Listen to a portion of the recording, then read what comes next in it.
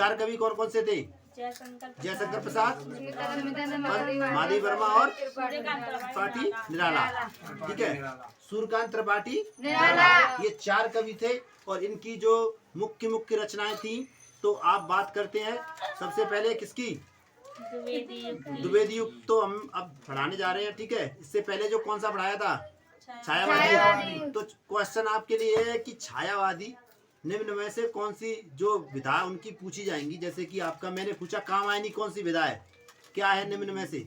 उपन्यास, ठीक है, निबंध, तो क्या है? महाकाव्य। ठीक है, अब बात करते हैं द्विवेदी युग की। द्विवेदी युग की इससे पहले हमने आपको बताया था कि प्रवृत्तियां क्या होती हैं और उसकी विशेषता क्या होती है, इससे अगली वीडियो में। ठीक है, तो आज द्विवेदी युग क्वेश्चन है, कई बार आते हैं कि द्विवेदी युग के दो कवियों के नाम बताओ। तो आप इनमें से कोई दो अच्छे रखते हो नाम, वो नाम देख लो।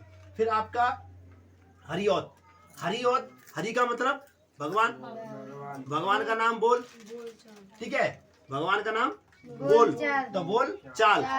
ठीक है, तो हरि का मतलब भगवान, भगवान का नाम बोल चाल। ठीक है, और बोल चाल हो गए तो रस मिलेगा, तो रस में कलश आएगा। ठीक है, तो रस कलश, तो दो आपकी ये रचना हो गई। आपकी कौन सी हरिऔध की? दो थी, एक बोलचाल, हरि बोलचाल और रस कलश। तो ये आपकी दो रचनाएं। ऐसे आपकी ट्रिक है आपकी कि हरिऔध की दो रचना कौन सी? एक तो हरि बोलचाल और रस कलश। दूसरी बात करते हैं श्रीधर पाठक। तो श्रीधर पाठक क्या कर रहे हैं? देहरादून में घूम रहे हैं।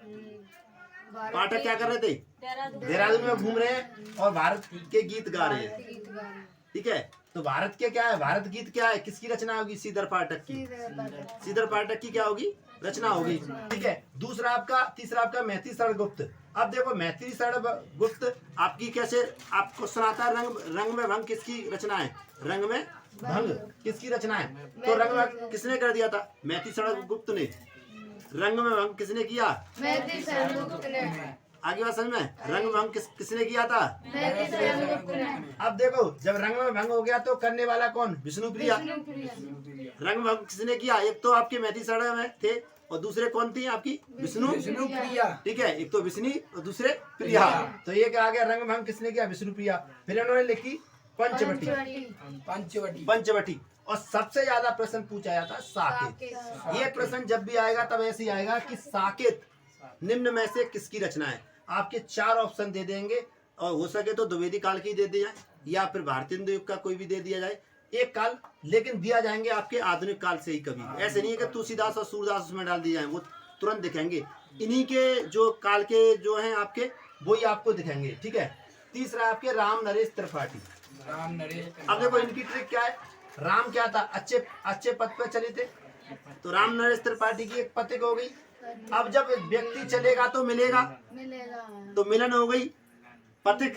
ठीक है, पथिक चलेगा तो मिलेगा तो मिलन हो गया, और मिलन हो गया तो मान सम्मान मिलता है। तो मानसी किसकी है? मानसी है रमेश त्रिपाठी। तो ऐसे करके आपके दो ये युग हो गए। ठीक है, दो युग हो गए। ठीक है, तो द्विवेदी युग के दो कवि आपके हरिऔध, एक तो आपके हरिऔध। ठीक है, हरिऔध का सबसे अच्छी ट्रिक है क्यों? हरि बोल, तो बोल चाल में कौन आ गए? हरिऔध। जब बोलोगे तो रस कलश। ठीक है, तो ये आपके रहे थे दो काल, एक द्विवेदी और दूसरा छायावादी युग। ठीक है, माँ की दवाई